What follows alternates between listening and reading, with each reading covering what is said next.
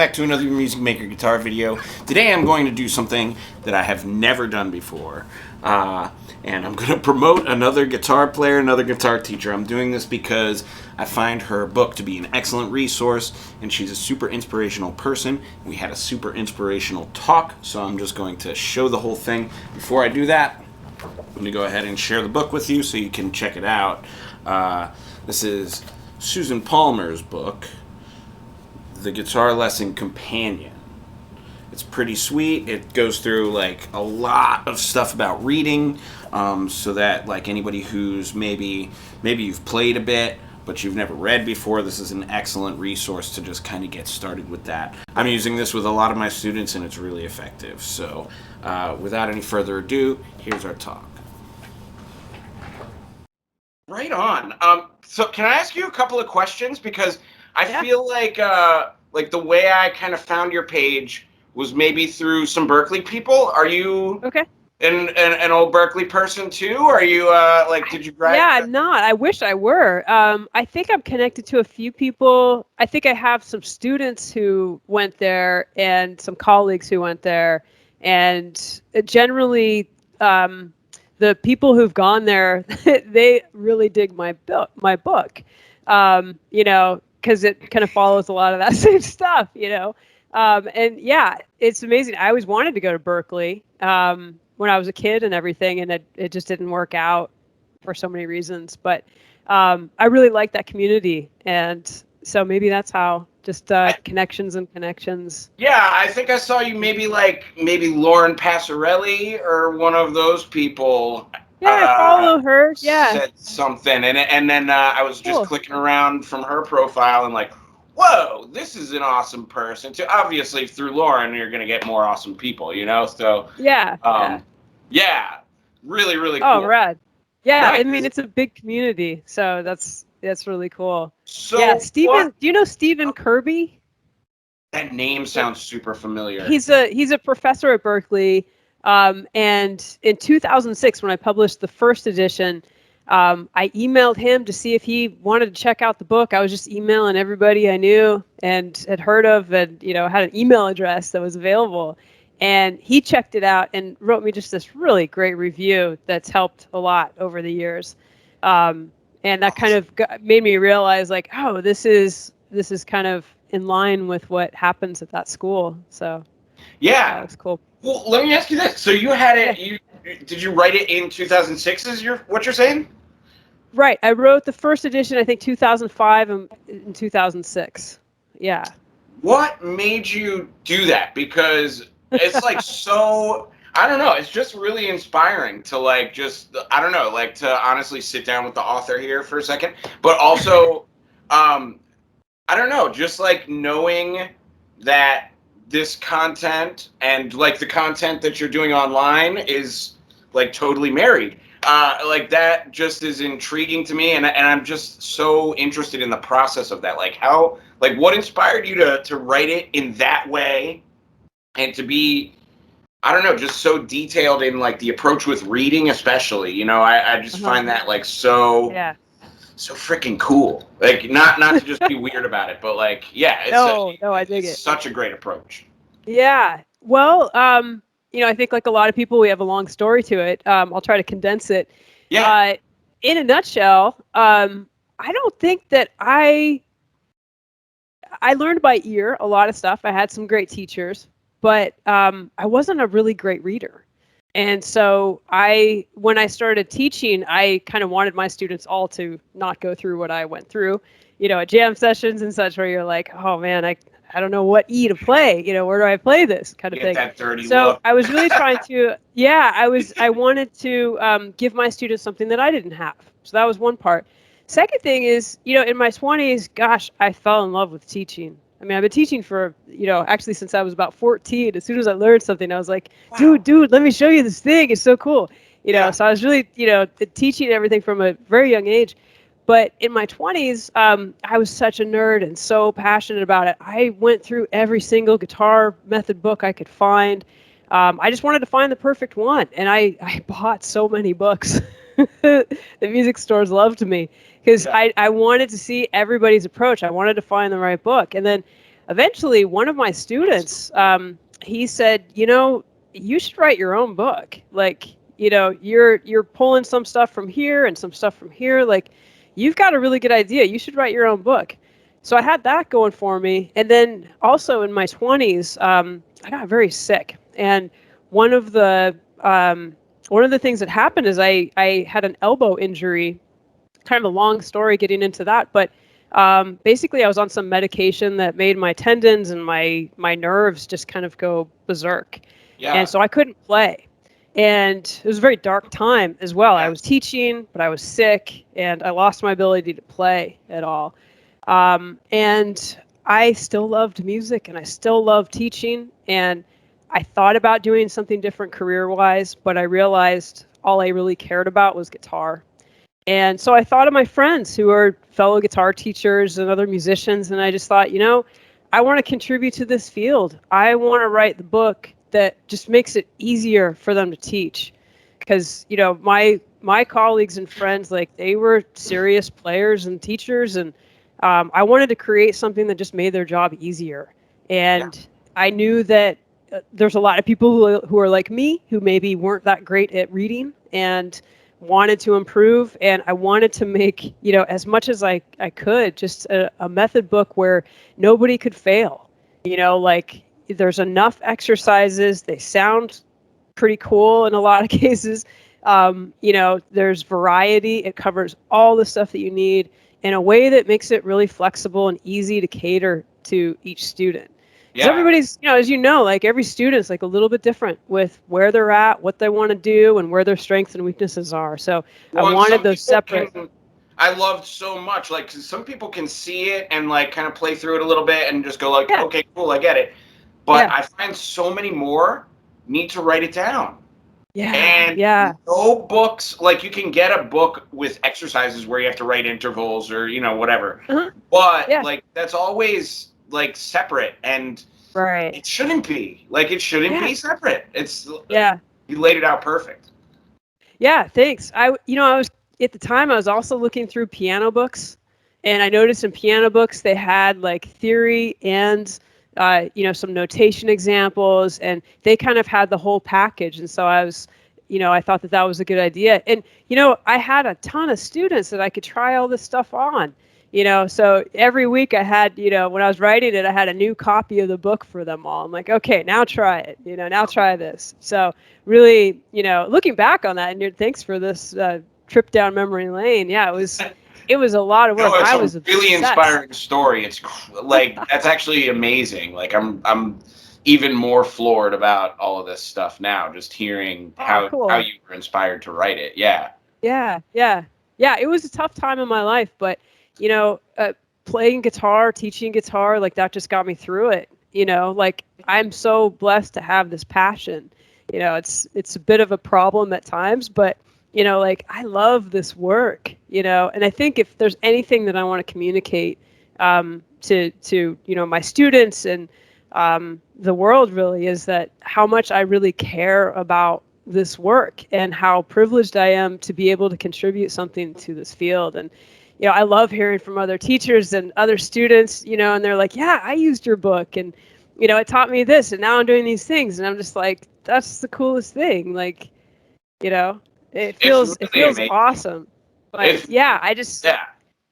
think a lot of these books that were written previously, like, they're from these big publishers, and maybe don't have that inside knowledge into it, and maybe they don't have as much of this crazy amount of passion that I have for doing this. I feel like too, it's like a thing like there was that comedian that used to do that bit, like, oh, well, this video's 8-minute abs, so if I make 7-minute abs, I'm gonna sell more copies, right? So like, if Mel Bay's book can teach you everything in 20 pages, then like, they'll sell more copies, right? That's the idea. Yeah. But then that doesn't do the trick then, you know what I mean? It's like it's a false, Well, and with those books too, like, the binding of them, that was always something that just really bothered me. Any of the binding on those books, like, if it's not spiral bound, like, it I doesn't stay love that. open It's on the like stand. it's like a mini version of my real book, but then it Yeah, has all the that's what I had in fundamentals that mind. you need to play in the real book. Yeah. Oh man, that's awesome. That's exactly what I had in mind with that. It's like I want it to be a companion to, the real book. So, that's why I went with black and white and just the stuff. Like I don't Oh, want any cool. frills, just like, just the basic charts. So, yeah. That is so Yeah. cool to see, and that's inspiring. That's like the image, and that's what it's like. I had no idea. So okay, here was and I probably should have just read the inside cover of the book because I'm sure all of it is right there. I skip I right don't to the know. Yeah. beef. Like I don't know what Yeah. to say. No, I love it. But Yeah. uh, I I like for some reason thought like, oh, she got inspired to write this over the pandemic. Like I got inspired to get my YouTube channel and my internet chops Uh-huh. up over the pandemic, right? Yeah. Which That must are have been rad, what by it the way. was.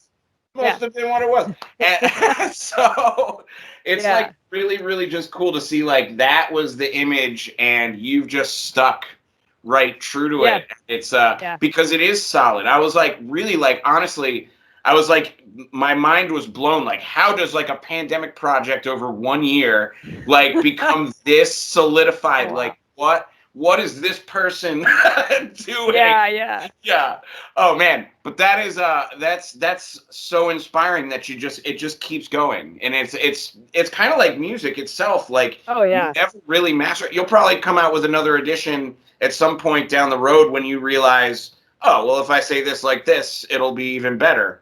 Just like I tweak a Yeah. song or like I Yeah. might tweak Yeah. my own lessons to go with different students. You know what I mean? Yeah. Right. Yeah. So the first one I wrote in 2005, 2006, and then the second edition I published it in 2018, so just a few years ago. And yeah, I mean, I'd had a lot of experience. I taught at Seattle University for more than a decade using that book, and I wrote another book, so there is a volume 2 to that. I'm happy to send that to you as well. But with volume 1, and what I found happened is that I had volume 1 and volume 2, and then there was like I called it the interlude. So, and that's where I really got into like triad inversions and chord progressions and more theory, and some different ideas to help students master the notes on the neck. Nice. And also, I really wanted to give students a way to learn how to play all the positions using the cage system. Mm-hmm. And so I added that one to the second edition. So the second edition just has like this interlude material that I kind of developed over those 10 plus years, between to kind of branch volume 1 and volume 2. That's Yeah. great. What is really like striking me now is like really kind of almost how similar some of our stories are. Like you Yeah. started teaching at a young age. I Yeah. also started teaching when I was maybe 13, 14. And then Yeah. I got Awesome. really lucky, like our high school band director. I was in Uh-huh. jazz band like since freshman year or something. Yep. But our high school jazz band director, he started up like a guitar course for the school, Oh, and then cool. he somehow saw it. He was like, "This guy's Uh-huh. going to teach guitar lessons, and Oh, I'm a awesome. trombone player, so I need help.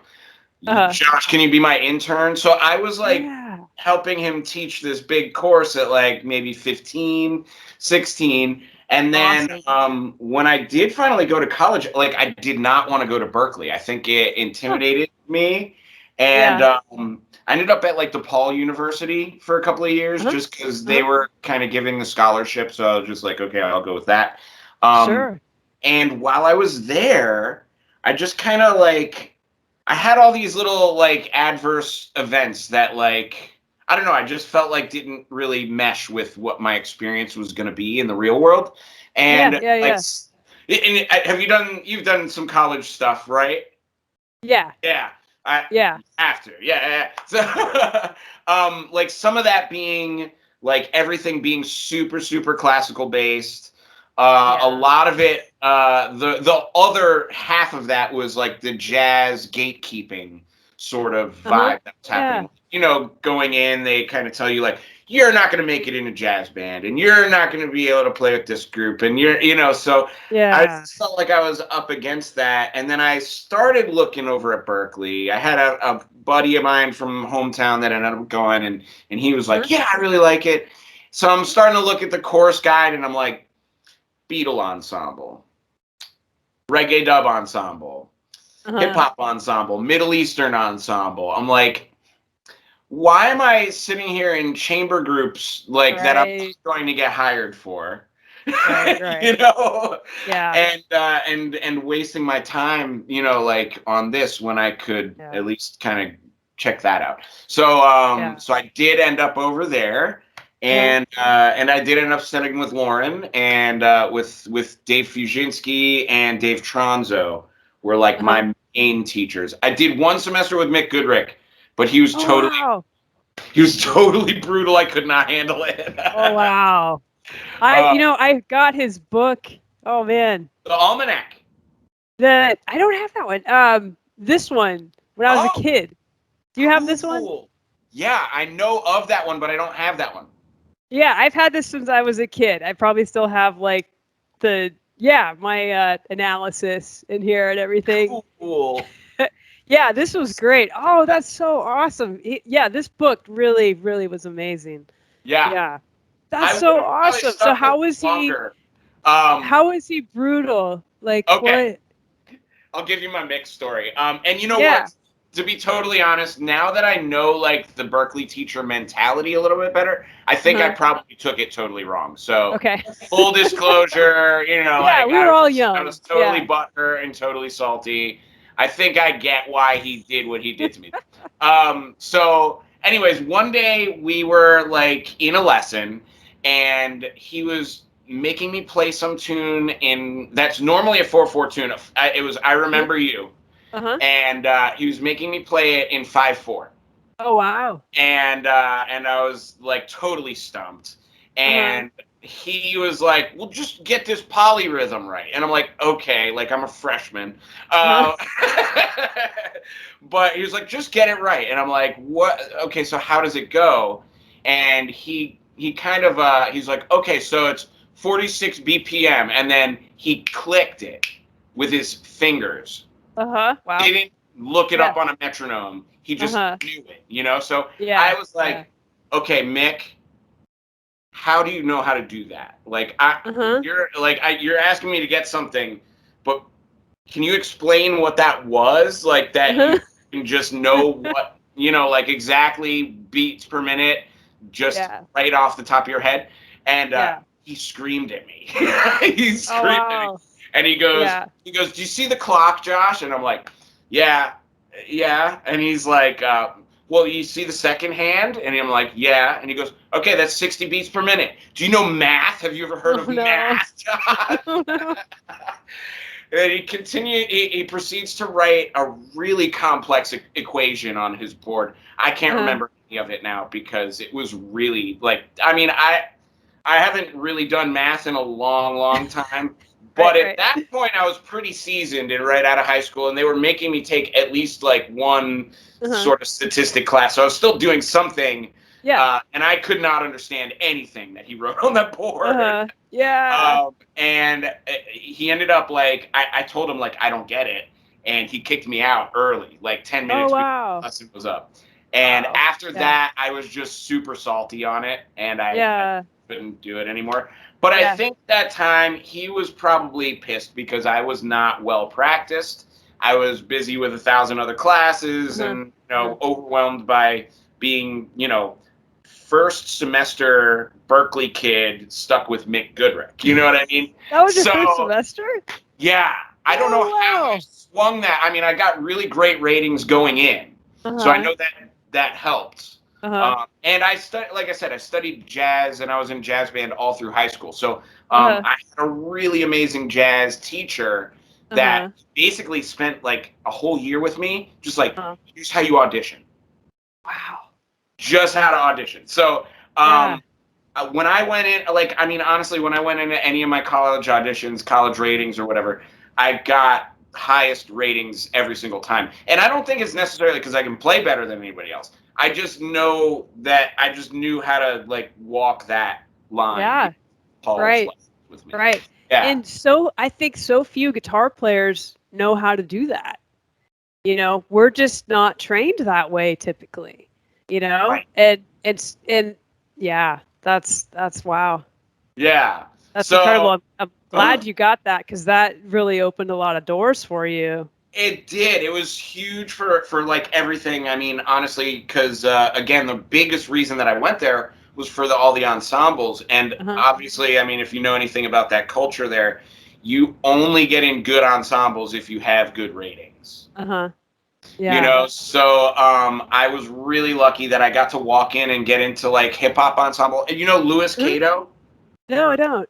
He's he's just been featured by like Wolfpack like a bunch Oh, of wow. times. Yeah, like Cool. I'm like Kato, like what? He's also in like the Stephen Colbert band. He's Oh, okay. crazy talented.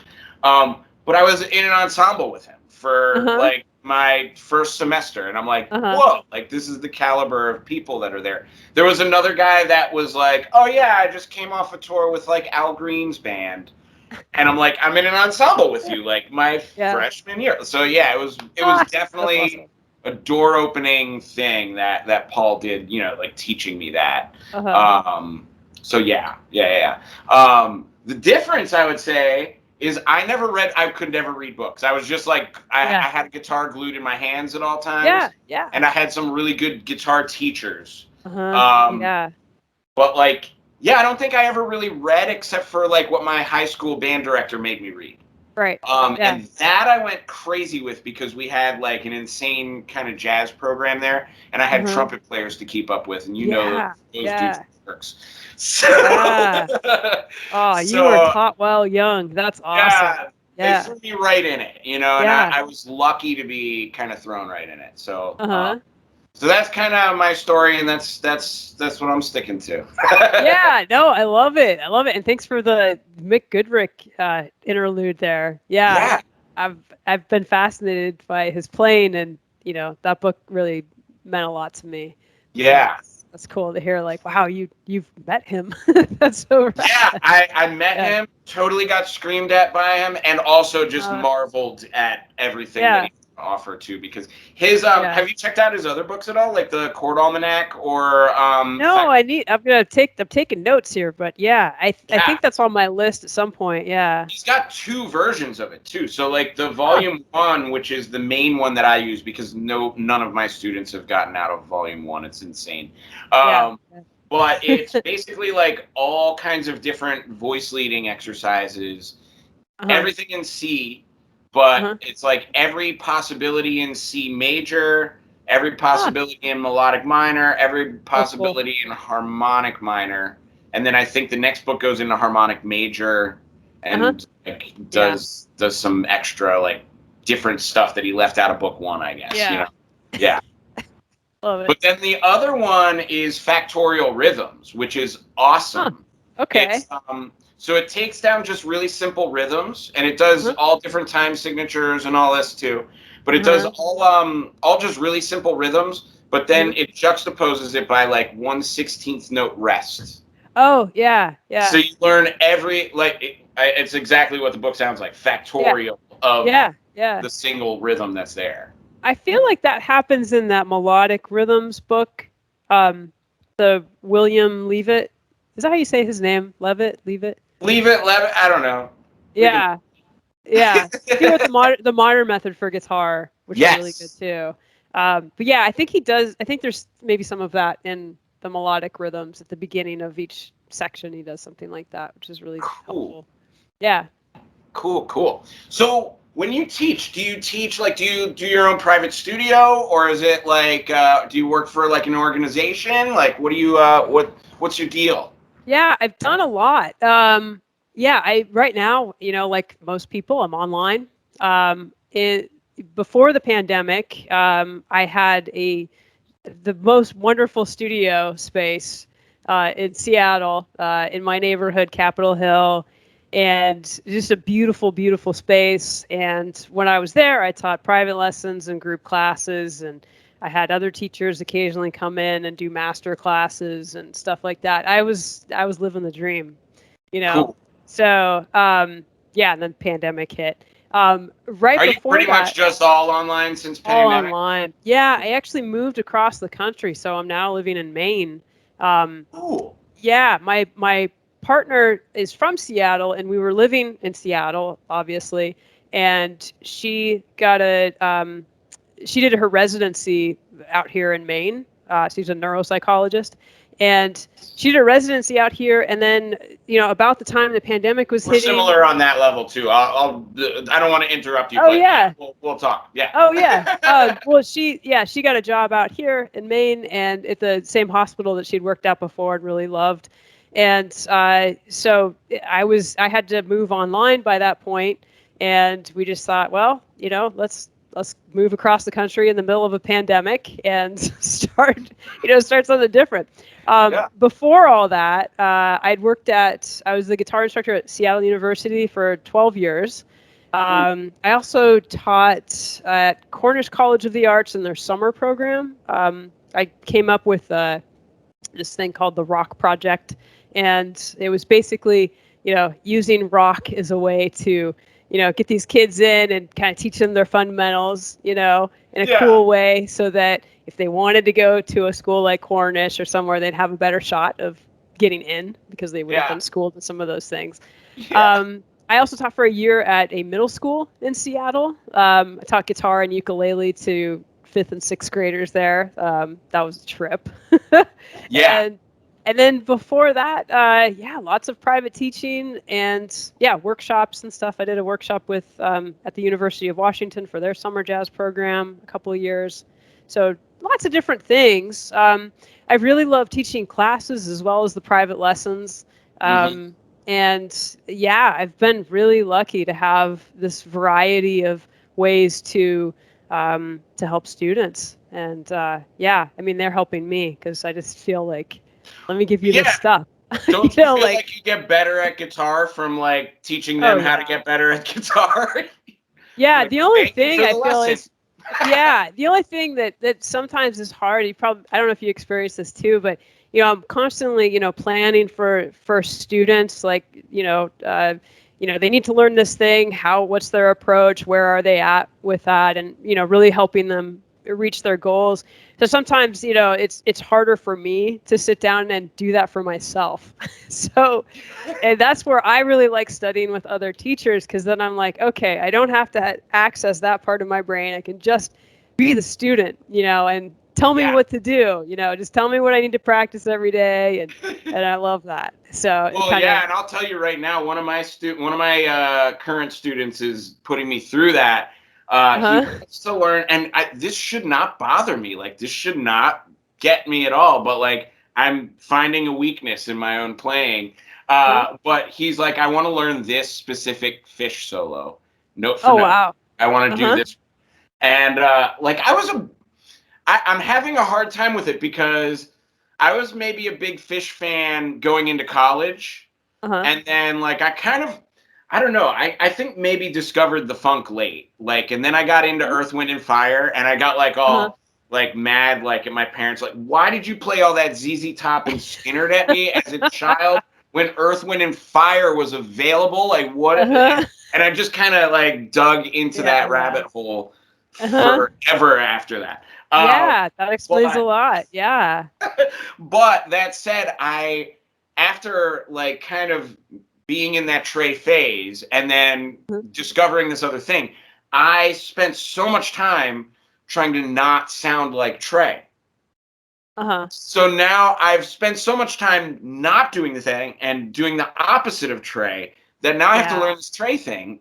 And I'm like, why didn't I spend more time on this? Isn't that always the case, though, where we're like, oh, I wish I'd done this then, or why wasn't I doing this? What took me so long? I feel like once a week I'm like, what took me so long to figure out that this is this? And, I should have been doing this exercise. Like, this is the one. I don't know. It's brutal. It's really brutal.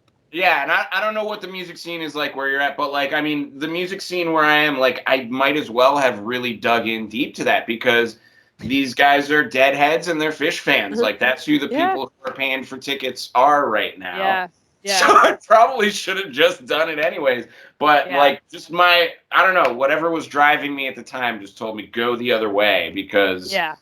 I don't want people to start telling me I sound like Trey. I want people to tell me that I sound like me, so. Right. Yeah. Yeah. Well, there's probably enough of that in you already. Like, it's really hard to shake those early influences. Like, it's there. Yeah. Yeah. Well, and that's exactly what it is too. Yeah. So on point. Yeah. Yeah. Oh, I love it. Tell me about your teaching. Like, yeah, I'm assuming you're teaching online and maybe doing some in-person stuff now. Yeah. Like, what's your So I deal? actually have about half and half at the moment. So Cool. currently I just am running basically my own studio. Obviously, MusicMakerLessons.com. Plug. Yeah. But yeah, I'm just basically running that studio, and it's semi-local, so I kind of keep all the people that I'm going to. I'm doing in-home lessons. I basically I don't really typically give out where I live to people. I just don't. Yeah. I don't know. Something's always I always went to my old guitar teacher's house, but something was always nah, I wouldn't want people just hanging out at my house, parents hanging out in the living room or whatever. You know what I mean? Yeah. So, Yeah. I think so the dream's always been to have a studio adjacent to your house, or at least for me, that's been something that would be cool. Maybe someday. Maybe someday. Yeah. But right now, and this is what I did kind of right out of college, so it kind of inspired me to just kind of go back in that direction. But I'm just doing basically in-home lessons for people that are local to me. I do have a space, so there's some people that feel the same way as me, and they'd also rather not have anybody come to their home. So I have a little space where I can just rent for a small amount, and do small extra fee, and then everybody's happy. But yeah, most of them are in home, and then the other half are just online people. And what's really cool is 90% of the online people are in places that I would never be able to teach. So it's really just, it's an amazing thing to just be able to oh, this person who lives in California really wants to learn specifically what I'm doing and actually get it from me. It's just cool that we have that access nowadays, Yeah. I started teaching online, and I know, I think it was 2009 was when I first started it. And yeah, it's just wild to work with people all over the world like that. And then I stopped doing it. I guess I had a few online students occasionally, but when I had my studio in Seattle, really I was busier than I was as busy as I needed to be. And it was a format that I really enjoyed at the time, of the classes and the private lessons and stuff. But the online stuff, sorry, I didn't mean to. Oh no, go ahead. That actually gets to the other part of my thing is, so I know I kind of anticipated I'm gonna fill up at some point. I'm just one teacher, and I don't want to. I don't know, maybe one day I'll feel oh, I can maybe hire some other teachers and we can kind of do this together. But I don't know. I just don't feel like being responsible for that much. So I felt once it gets full, I still want to be able to teach. So let's do a content section on the website, and then anybody who I can't fit, once I graduate somebody, they'll at least be primed from those videos, and we'll know how to start working together. Yeah, I felt that. Gosh, yeah. I think my first couple of years teaching at Seattle U, I think I had 25, maybe 25 new students every quarter, or at least at the beginning when I first started there. And man, that first lesson, 25 times in a week, and then the second week doing that. And eventually I was like, can I do a class of this? I'm just, I can do this, but I think it's going to be a lot more efficient. So I really like the classes, especially for beginners, just to be here's the thing I always say, the first lesson, it's we get 4 lessons in of just the basic groundwork, and they, if they want to continue with private lessons, and they have the option to do that. But, it's kind of low pressure for the students, and, it was always fun for me. I love that group energy, You Yeah. just got to sit in front of the screen. Like, you don't have to come here and play anything for me. You just, you sit in front of your screen, you digest it, pick up your guitar when you're ready. That's. Yeah, yeah. Yeah, But I haven't done group classes online. Um, me neither. and yeah, I really want to, but one of the things that we really did a lot in the class that I liked was the jamming together. And with a group like that, it just, so I thought about, and I probably will do some kind of, intro to guitar that doesn't involve a group jam, but Yeah. I can kind of make it work for private lessons, like you can mute yourself and there's some other, tricks that you can use, but in the group setting, I just feel like, it's really fun to do that. So I've been thinking about doing some outdoor lessons or something here just Yeah. to have that experience. But And that's how we did our recital just now. So oh, I did, cool. I did all Yeah. recital with all of our students. We went into a backyard. Everybody put Yeah. out Yeah. blankets and we just played. Yeah. It was like a That's big perfect. picnic. It was really fun. Oh, that sounds But rad. so before I was just running this studio though, I was Uh-huh. working for the community school in Uh-huh. just our town in Allentown Uh-huh. here. Uh-huh. Cool. And yeah, it was just a crazy thing that we had going there. I was working alongside Cliff Tracy, who he played saxophone with the Buddy Rich band, Oh, like dang. way Yeah. back then. Yeah, like really, Yeah. really key guy. So we both had studios next to each other, and Uh-huh. we would do like ensembles together too. So Uh-huh. he had like a jazz one, and I would come in and help the rhythm section out. And Cool. then Cool. I had some guitar ensembles where, of course, all the guitar players are great at like comping chords, but then he would come in and go like, "Okay, here's your saxophone chart, sight read it, guys," Uh-huh. and he would kind Yeah. Yeah. of be I the love it. hard the bad cop on that one. Right. Right. Well, coming from Buddy Rich, Right? probably has Yeah. some stories on that. But he had some great stories on that, and he actually. I don't know if he's still currently with them, but while we were together, he was also the saxophone player for Chubby Checker's band Oh, and wow. with the Temptations touring band. Uh-huh. Wow. So the one day for ensembles, he actually brought the Temps in Whoa. and they played with us and they were like giving us their own workshop on how to play soul. Oh my gosh. It was Cool. really, really, yeah, he was really, really fun. And that was just, again, like beautiful space, beautiful stuff happening. I also have Yeah. an amazing Derek Trucks story about that space, too. Oh Uh, wow. okay, so I'll tell it. Yeah, yeah. I love your stories. Yeah. I uh, love you tell some on your YouTube channel. I've been watching. I really enjoyed them. oh, So cool. I yeah, appreciate yeah. that you watched that. That's awesome. Yeah. Yeah, I'm Um, watching and liking all your stuff, man. Like I want to support you. You do good work. oh, thank you. That means the world. But yeah, so here's my Derek story. So the one day, and so this space that we were working in was basically the second and third floors of like Symphony Hall in Allentown. Uh-huh. And my guitar office that I taught out of, the back wall was basically a shared wall with the performance hall. Uh-huh. Cool. And you would think that Symphony Hall would like soundproof stuff, but they don't. They used to complain about like I would have. I teach like beginning and intermediate drumming too. So like if I Uh-huh. had a drummer and they had a concert going on, they would be like, "Can you keep it down?" And I'm like, "I can't really turn down an 8-year-old behind a drum set. I don't know Right. what you want." Yeah. Yeah. But one day I was teaching like a nice relaxed group guitar class. Uh-huh. And you know how it is in the beginning and like when it's maybe like pre-adolescence and everybody's just kind of struggling to figure out how to strum a G Yeah. chord with coordination. Yeah. And I'm Yeah. It's sitting tough. there like just, all right guys, keep going, turn the Uh-huh. metronome on, let's go with the click. Uh-huh. Yeah. And out behind the wall comes this like glorious slide guitar playing. And I'm like, it can't be. Like it's not Derek Trucks. Like it sounds exactly like Derek Trucks. There's no Uh-huh. way that's Derek Trucks.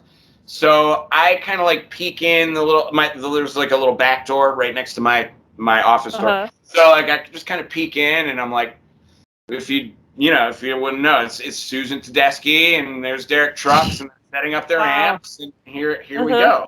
So I just kind of went in the room and I looked at the kids and I'm like, do you hear that? And they're like, yeah, what is that? And I'm like, Uh-huh. do you guys want to find out? And they're like, of course, of course. So I'm like, I don't have permission or anything. So like, I'm just trying to be like as cautious as I can, and maybe just milking all the power that I had at that moment. But I said, okay, guys, like, look as adorable as you can. Pack up your guitars and your guitar cases. Like, we need to walk in there looking like innocent guitar students, please. Like, don't be like rowdy Allentown kids like I know you can be. Okay, like, just let's pack up and be respectful, and let's see if they'll let us sit and watch.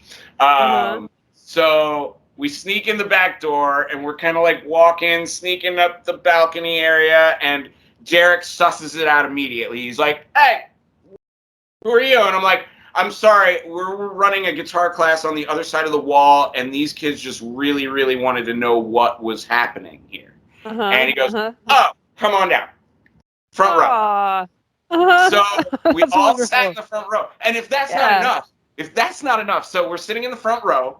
They run their sound check, right? And they're crushing it. You know, they're Derek Trucks band, Tedeschi Trucks band. Just stupid good. And I guess like one of their trumpet players was like a new guy in the band or something, and I guess like I didn't even notice it, but I guess he flubbed the line. And Derek kind of gave him the dirty look, and he goes, "Go backstage and practice your part, man." He looks directly at me, and then he looks directly at my kids, and he goes, "Watch this, kids." And they go back into rehearsing. Another 5 minutes later, trumpet player comes back out, and he goes, sorry, Derek, I'm ready. Then they run the part again, and obviously, trumpet player nails it. He's got this amazing high note that, crushes it, and gets the part down, looks at my class, and he goes, see, kids, that's why you always have to practice. I love it. Yeah. And that was, at that time, it was like the 30 minutes was up for our class, and I said, thank you, Derek, that was amazing. And I left the room respectfully, and we all went home. And those kids practiced like you would not believe it for the rest of the time that I taught them. It was amazing. Yeah. That's the power of those situations. Like, way to be in that right place at the right time. And I'm so glad they got in, and they were, I'm not so rowdy. glad he was just like he could have been like, get out. Like he had every right to be like, get out, and he was just so amazing about it and so friendly. I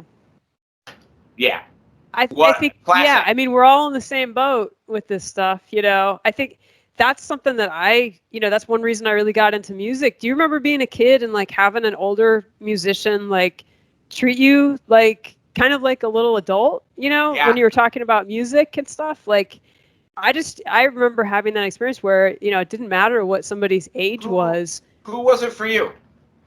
When I was about, I guess I was 13 or 14, I went to the Mount Hood Festival of Jazz camp that they had. So over in Portland, Oregon. And that just changed my world. There were some really great musicians there, and all we did, 24/7, literally, because we didn't sleep, was jazz, was music. And it was just, I just hadn't had that experience where, you're working with these, these adults. They're, you're talking about an E7 chord, and everybody knows like what that is. And it's, I don't know. It was just a really cool experience to be able to bond with people of different ages and, different backgrounds and everything just over music. And so in that situation with Derek Trucks, like in those kids, like it just makes me think about that of like, those kids were doing the same thing that he was doing. Like there's that connection there. It's all, we're all humans. I love how music and music education transcends that. It really does. Really brings people together. And I mean, that's how, I could get together with you. I could get together with, whoever, and we could just play on some tunes, and doesn't matter, nothing else really matters, It's just really cool. I love music for that reason. Yeah. Same. And it's cool because you had people that knew what they were talking about. I had just my uncles who were, they were amazing guitar players, but they didn't know anything about stuff. So they would be like, okay, look, you learn Purple Haze. here you go. Uh-huh. Here's Yeah, the yeah. notes, you know? And they Yeah. would Yeah. sit with me until I got, and I remember, like my first summer that I was playing guitar, my uncle Rick, and it says both my uncles on my mom's side, basically. Uh-huh. So my uncle Jim was, you know, out in California because he loves California land, and my uncle Rick would live in Ocean City, Maryland, at the beach, just because Uh-huh. he wanted to be on the beach, and that was his Yeah. scene. Yeah. And so we would go every summer and hang with them.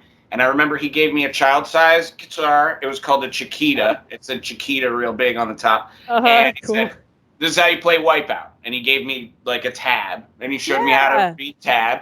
And I sat in the room like we were at the beach, and I Uh-huh. didn't go to the beach a single time that summer. Yeah. I just Yeah. sat in that room, just trying to like figure out how to make my guitar sound like it sounded on that recording. I just Yeah. couldn't. I Yeah. couldn't get myself out into the sun at all that year. You Uh-huh. know what I Uh-huh. mean? Yeah, uh, totally. but that was it. I mean, he was just like, "Look, I'm playing the drum solo from. I like to play the drum solo from Wipeout, Josh. You play that guitar part." And he I just love treated it. me like a little adult, like member of the Yeah. band, Yeah. and Yeah. we had a great time. Yeah, Yeah. yeah, Yeah.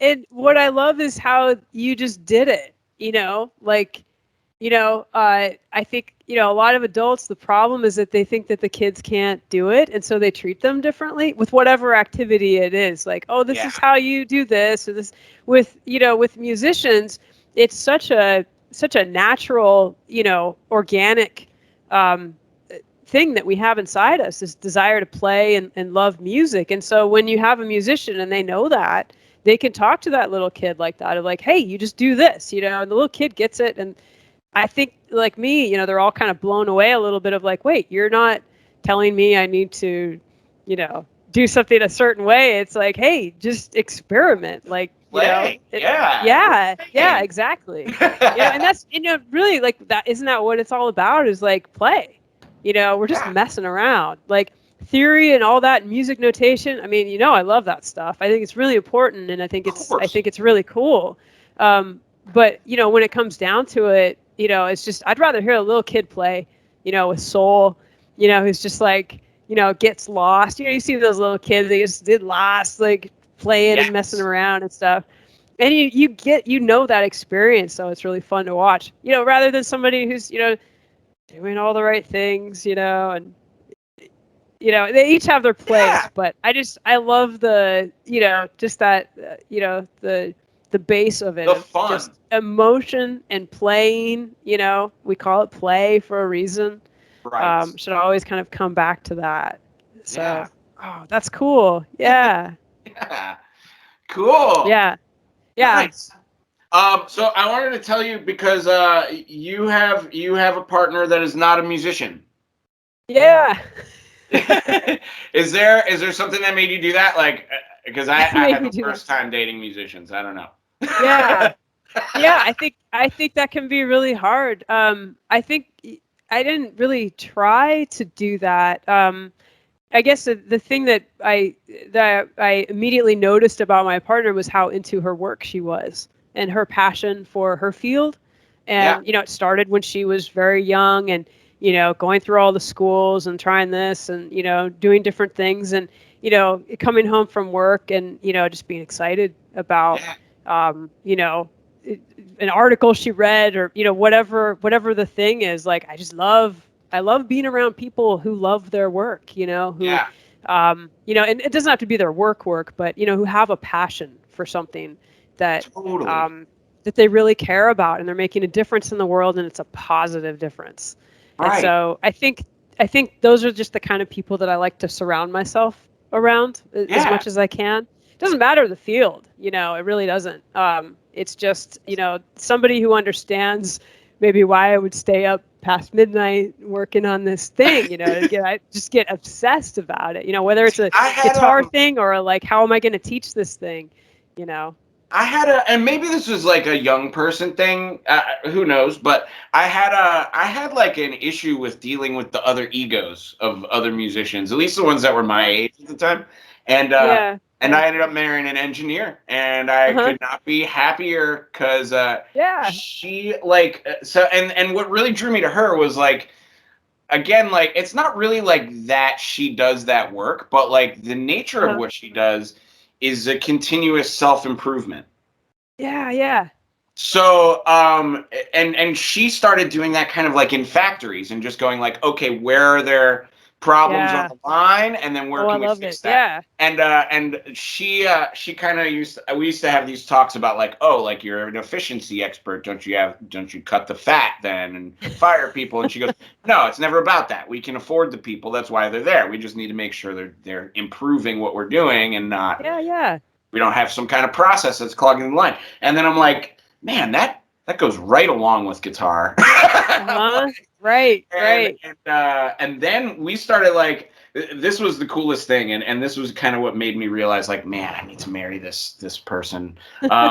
Was we were like she came to one of my gigs one time, and like it was funny. Like the ride home afterward was like, you do so much stuff like so wrong and slow. Like you gotta get this together. You gotta get this together. I'm like, Oh, and wow. at the time, I'm like, stop noting me like like an engineer and just appreciate that we had an awesome show. Darn it. Yeah, yeah, And she's like, I'm sorry. I have this passion for what I do, and I see what's yeah. going on here, and you Uh-huh. can fix this and this and this and this, and I promise you'll be a lot happier with what you do. And then I started listening to her, and I'm like, oh Uh-huh. shit, this is like the smartest person. And I'm Yeah, just yeah. here we are, 15 years later, Congratulations. Yeah. Oh, that's Yeah, awesome. Yeah, it's yeah, really nice. I mean, I feel like, when you have a passion for something, you've got to have somebody who understands that, at the least. They either have to share it's something, kind of similar or at least understand, what the deal is 100%. with that. Yeah. Yeah. I mean, you just can't survive. I mean, yeah, got to have that. Yeah, yeah. So, can we talk gear for a minute?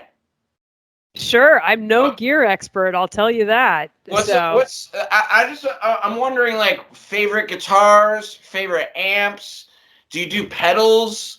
Do you do recording interface stuff? Like what's yeah. I mean, we what all have do you to do? we all have to survive, right? Yeah, Yeah. totally.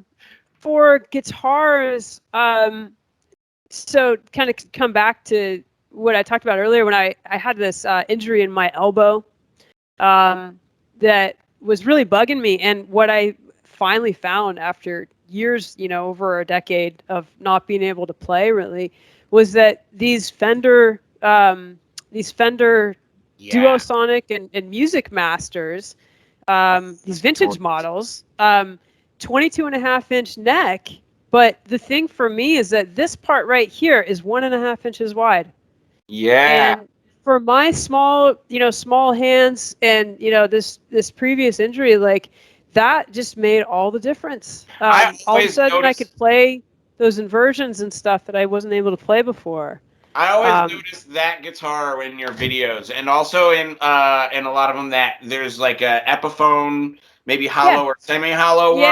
yeah, I've got one of those back there. So they're both Those vintage both sound guitars. so good. I mean, you sound good, you know what I mean? But Oh, both of those thanks. guitars have such cool like characters to them, you know? Yeah, yeah.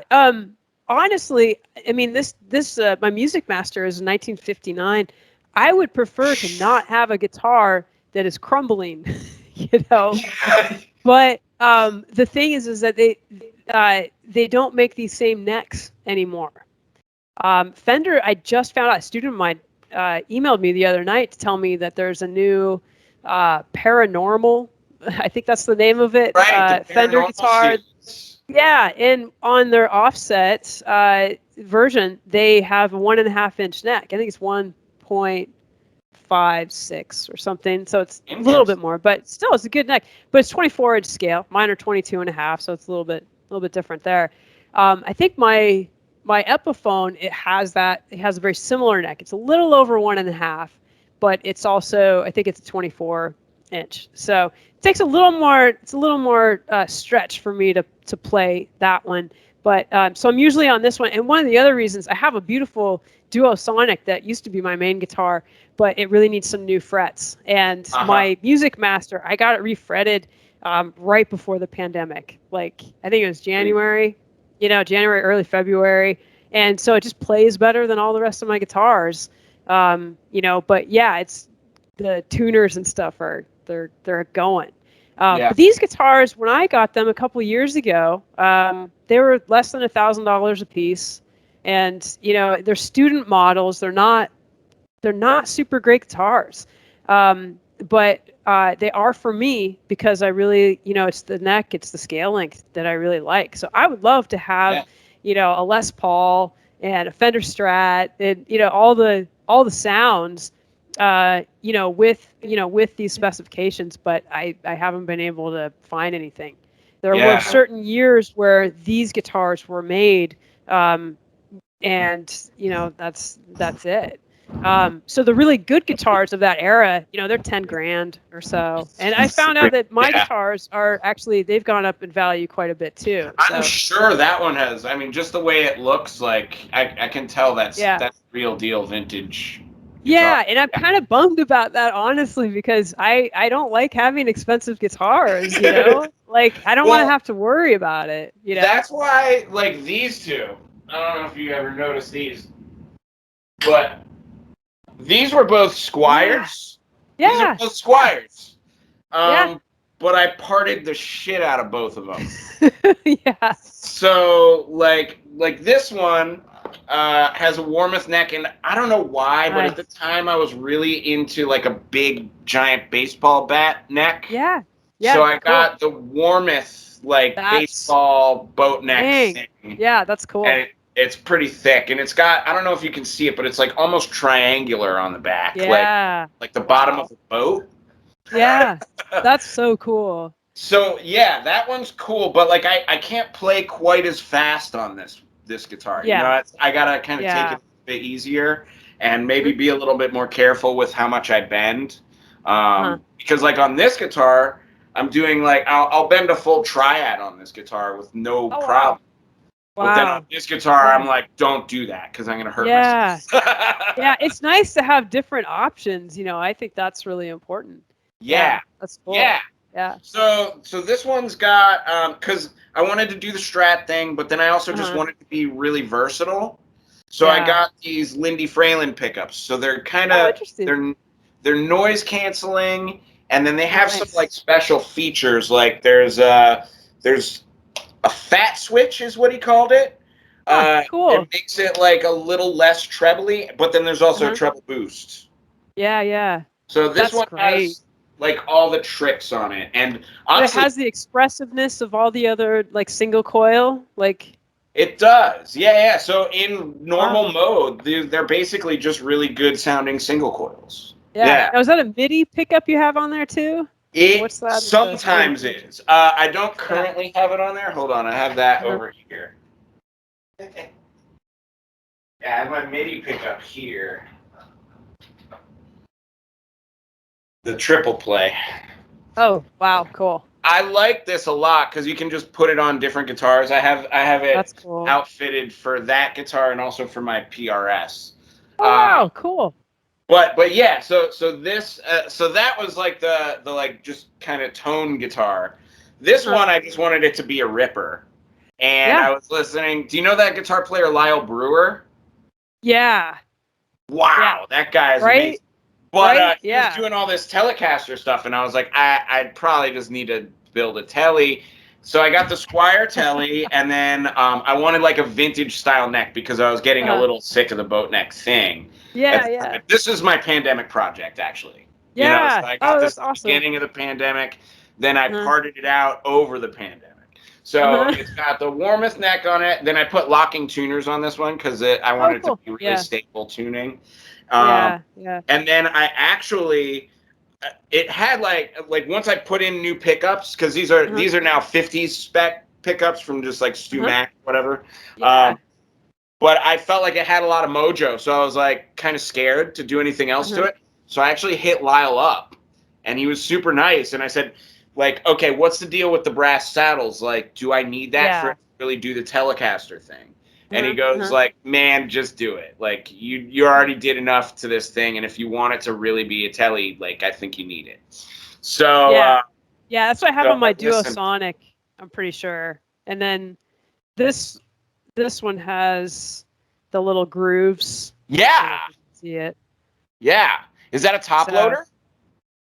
is that what it's called? I'm not sure. They don't go through the guitar. They go just right Right. through. Yeah. Yeah. Yeah. Awesome. Yeah. Yeah. It's I prefer the sound of my Duosonic, honestly. Like the brass is really cool. So Right. well done. Yeah. Yeah. Yeah. Yeah. So It's I like a definitely little prefer this one tinny. now. It gets a What? little tinny with Right. this.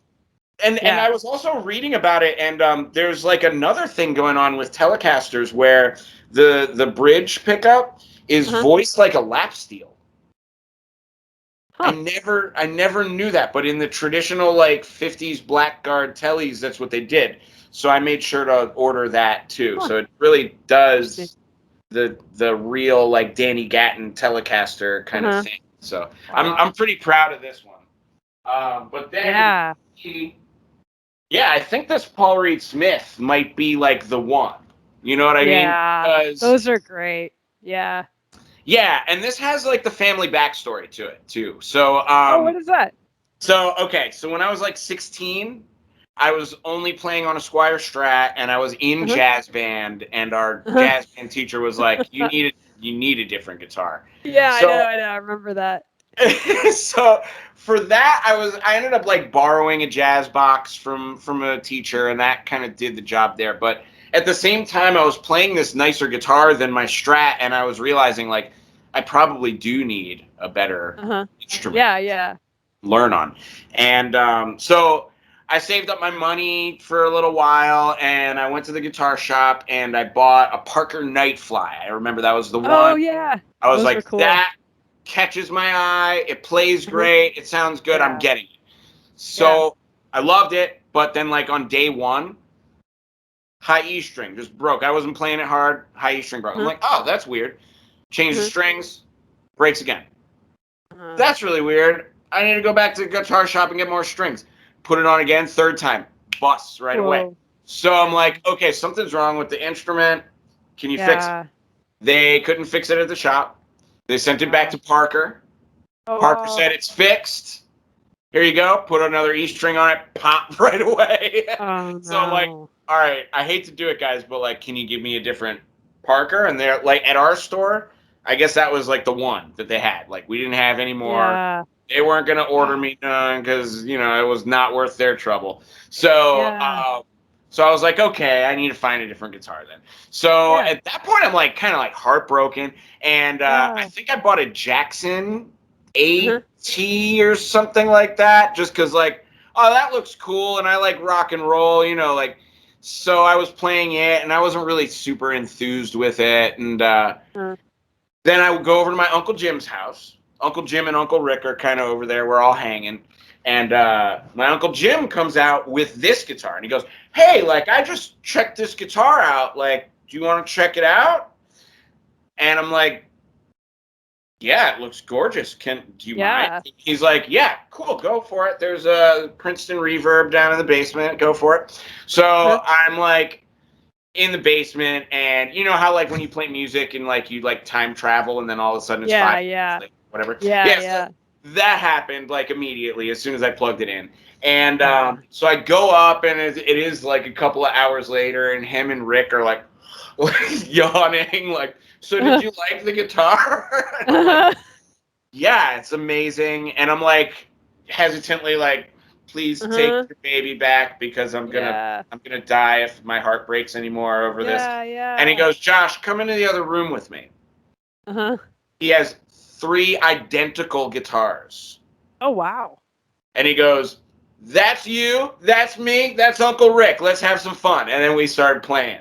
I'm like, Oh I my can't believe you just let me gosh. sit down there for 2 hours thinking that I was trying out your new guitar and we couldn't just jam right here. But it Oh was my like gosh. the most amazing surprise. And obviously they knew that like I was a kid Yeah. who was just like desperately looking for the thing and Yeah. couldn't figure it out because I'm like don't know what I'm doing at all, you know. Yeah. So this is, you know, the baby, I think, and really like is the clearest tone. Then I had another thing happen, which is this is like the main reason I'm really, really grateful for my time at DePaul was I got to meet Bob Palmieri, who's a fantastic guitar teacher and luthier. Maybe he's the one that really inspired me to start parting out guitars and stuff. And basically, like one day I was at school and I was in a class. I was like in my jazz combo, and my pickups just shat out on me, like right there. Like so it was probably something needed to get soldered. You know what I mean?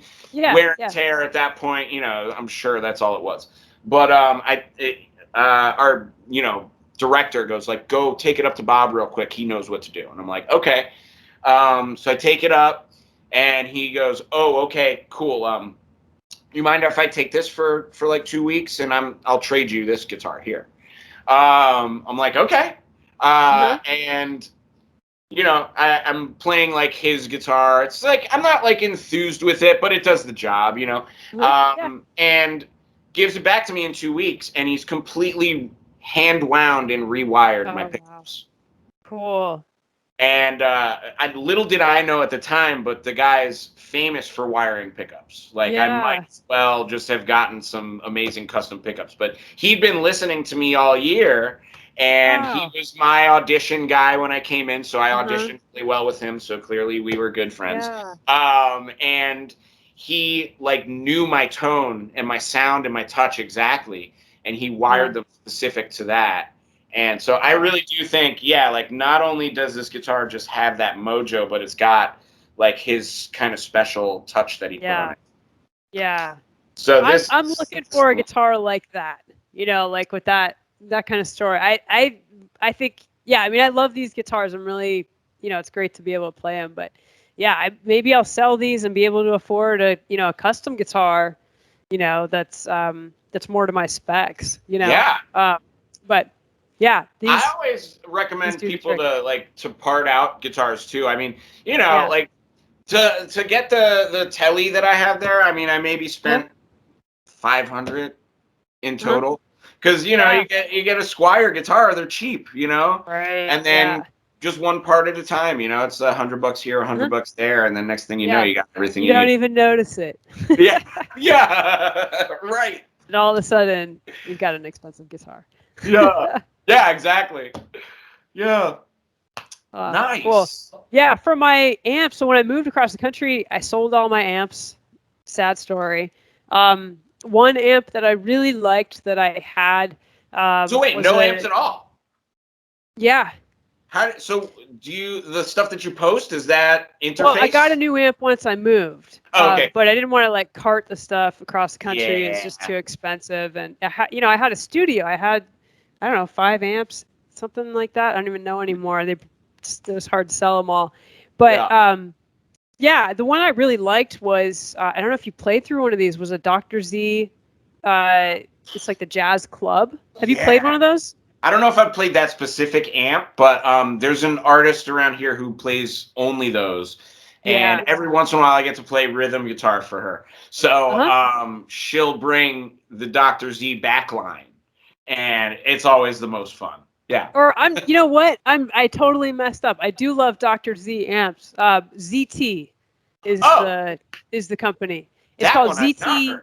Yeah. So they made, I think they started with these lunchbox amps that look like lunchboxes. I actually used those for years when I was traveling to different places. Super easy. But then they came out with this Jazz Club amp a couple years ago, and gosh, you plug a hollow body into that, and it is the tone that you're searching for. You know, I've always found it in guitars, that tone, but it was this amp. It's just a magical amp. So looking forward to getting another one of those at some point, perhaps if I'm playing out here at some point. That'll be the time to do that. But right now, I got one of those. Solid state? Because I've noticed. Okay, cool. Yeah. They're super durable, and I can't say enough good things about them. Like it was a dream to play that. Just a really wonderful. Are crushing it right now. Yeah. There's a lot of stuff going on, like reasons why. You know, I guess tubes are harder to find, and But yeah, that was a killer amp. Right now I'm playing through. I have one of those Yamaha THRs. Yeah. Those little like desktop things. So I use that, and I got the wireless part, which is great for teaching because I have so many wires and stuff. So it's nice having my guitar be I'm wireless. tripping over So I like cables that. constantly. Yeah. Yeah, gosh, I have enough. And then I plug that into. I use that mostly just for a limiter and to get a little reverb on my tone. And then I plug that into. I have a Mackie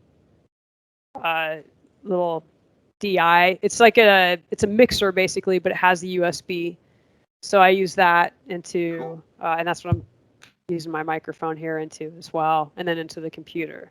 But Awesome. those combination, like, yeah, I mean, I love my tone through that. With just the amp, with just the Yamaha, I'm not super crazy about my tone, but when it goes through the mixer, I don't know, something happens. It warms it up. Do you have plugins that you're using, or it's just the preamps? No, I'm not a tech person, you know. I've Yeah. always, wanted just to spend my time learning the instrument, like, not really focused on the tech stuff, but yeah, so I really like to keep things simple in that Yeah. regard. But yeah, I really like how this sounds like through the internet and stuff. And I don't know if you've noticed this too, but do you use headphones when you teach at all? Sometimes yes, sometimes no. Like I Yeah. don't know if you hear it now, and if you do, maybe I should have listened to this a long time ago. But No, I you just sound use a great. pair of studio monitors, and then Oh, like, cool. so Yeah. if you're hearing like bleed over on your voice, I'm sorry about Oh that. no, I actually don't. It's crystal clear. Awesome. Well, one thing I noticed with teaching online and using headphones with every lesson is, man, I really hear my tone. And I feel like, a year and a half, like I wasn't happy with what I was hearing, And Yeah. so that's a real benefit of teaching online too, is just, when I play a chord, like I have the opportunity to really make every note beautiful, and I'm having my students do the same thing too. And I think, people are using headphones when they have their lessons and stuff, like their tone is improving. So Right. I mean, you I've been got to play a saying that variety to of people. ways. I've been Yeah. saying that to people too. People are like, "Isn't it a bummer to have to teach online lessons?" And I said, "In some ways, yeah, like of course, but something I'm finding is like you as a student, like if you're learning in this way, you have to Uh-huh. be more accountable for your tone because I'm not here to Yeah. accompany you. Right. And same Right. thing, like I'm not like in the same room listening for your mistakes about what I can teach you next. So I have to listen to myself more too. Like we're both more responsible for the sound. Yeah. Yeah. Yeah. It's kind of a cool thing, you know. Yeah. But it's wild. For like the stuff I post on Instagram and all that, I use all those same things, and then I have this little. It's a Shure Yeah. uh, little DI. I'll show you the little face of it. But what I like about it is comes with a app, so you can record video and sound at the same time. So, Oh, because bad. for a quick second there, I was trying to do, my sound through. I think I was using maybe GarageBand or something, and then recording another video from my phone, and then spending an hour like trying to sync them up, and just realizing like, no, I'm not going to do this. Yeah. Like, I really want, a better sound on things, but I'm not going to do that. So that Yeah. Shure interface plugs directly into my phone. There's an app on there, and so I just use that to record stuff. And that's really helpful for students, and, it's just kind of fun to do, too. So that's what I've used there. What kind of thing do you use when you're recording your videos and stuff for IG So and YouTube? I have a couple of different ways that I do them. So like for my teaching videos, I do the simplest possible thing because I Yeah. want my students to know like you don't need anything to make Uh-huh. this sound cool. So I have a Yeah. Zoom Q2N just like camera Uh-huh. that I film most of everything Oh, on. cool.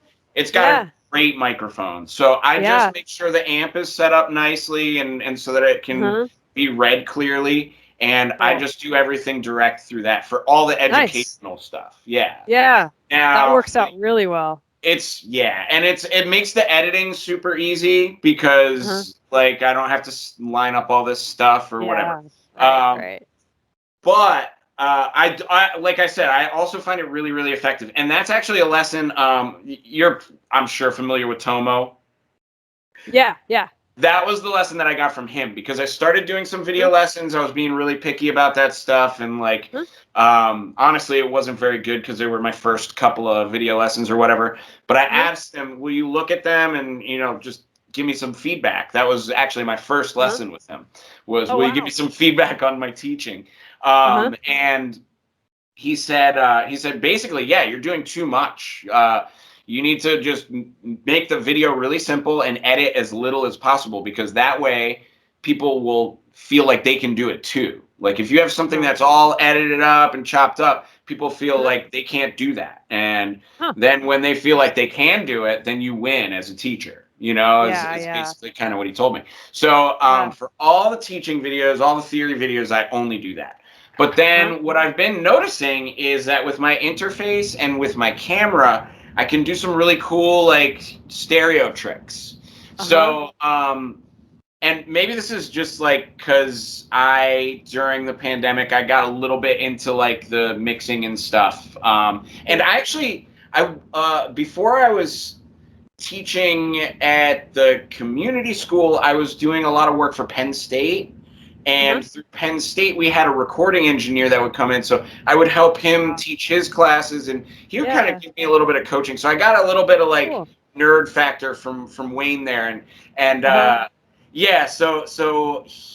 kind of got into it, and then I got Ableton Live, and my interface that I use. Okay, so while I was doing that, I was also like trying to do performances, but I was also having trouble with like band drama all the time. I moved here from Boston. So like when I was in Boston, I had a big like cultivated scene of musicians. If I had a gig, I could just call somebody up. I had amazing drummers. Everybody's at your disposal when you're around Berkeley. But when we moved to PA, I'm like, I got 3 people that are great that I know I can depend on. And if they're busy, then I have no band. So I started learning how to use like Ableton and like doing loops, and then I was like, I want real drums. So then I started like getting bigger interfaces so I could put more microphones on things. And then I got older and I was like, I don't want to carry all this crap. And so what I have now is like some of the leftover remnants of that, and I'm just using it all just in my home studio, so I don't have to carry it around. So I have like an 18-track interface that I use. Oh, wow, cool. So what I've done is I do, this is kind of, it's like a lot, probably more than is necessary, but I like just being able to have the colors there. So I have the Boss Katana, which I just love the sound of, good solid state amp. And that just goes direct into the interface. Then I have another channel that I go from my pedal board that goes DI into the interface. Then I have a third stereo channel that I can get from my Eventide H9 that goes into this, like either this Fender Tweed or like depending on the day, maybe the Mesa Boogie, Studio 20. That's just a great clean tube amp sound. But like one of those, and then those go under a box with a microphone. So it gets like isolated and low volume, but like kind of just enough to like saturate the tubes, and that goes into a third channel. So I have like 3-way stereo. Then I make sure everything's really, really quiet. Then I put the headphones on, and then I use the microphone on the Q2N because it's amazing. And I just try to get the acoustic sound of the guitar dialed in on that. And I put them all in, and I pan it. And I try. Sometimes I take an amp. Like if there's a song and I'm like, I really don't like the color of the Tweed amp today. Like I'll maybe cut it out. But I almost always have like a hard pan left, a hard pan right, and then acoustic in the middle, kind of. And that's kind of like my internet guitar sound at the moment. I know it's a lot. That's a lot. I have a really good. I now that like I had my wife look at it. Now that she kind of looked at my process, I figured out that like, okay, if I just put a click track on the beginning of Ableton when I record these 3 stereo sounds, then it gives me a count in of when I need to hit the record button on the camera. Then I don't have to line anything up. I just drag it into the video editor together, and export, and I don't have to edit that much, except for maybe if I had a bad take in the beginning, then I just cut that out or something, you know. But that's genius. Yeah. yeah, yeah. That's awesome. So thank goodness for those click tracks. Yeah. I know. Thank goodness for metronomes. Yeah. Why don't we have like? Is there like National Metronome Day? You know, there's National Ice Cream Day and Dog Day. Like, there needs to be a National Metronome Day. There really does. Like, I don't think we ever appreciate our metronome enough. Yeah, yeah. Or I'm kind of a nerd with them. I like to collect them. Drummers too. I always try to bring extra snacks for the drummer because of that. But yeah. Cool. Oh, well, that's awesome. We should probably wrap it up soon. That's great. Yeah. Thank you so much for taking your time to talk with me and ask us great questions. And I'm just glad to know you, and I'm thrilled to know you. Like I said at the beginning, like I really am a fan of your playing and your teaching and stuff. And I wanted to. I'm terrible at self-promotion and all that. So I'm hoping to find other people who like this thing, and then the book and stuff, and they can talk about it, because I don't feel like I'm making everybody look at it or whatever. Well, yeah, so I really appreciate that. Here. I got about half of my students working out of it now, and it's cool because it's working for all ages that I can tell. I have some adult students that are checking it out and going like, "Oh, cool." And then I have an 8-year-old that was doing the writing assignments this week, and I'm like, "Sweet, she's doing it." Awesome. Yeah.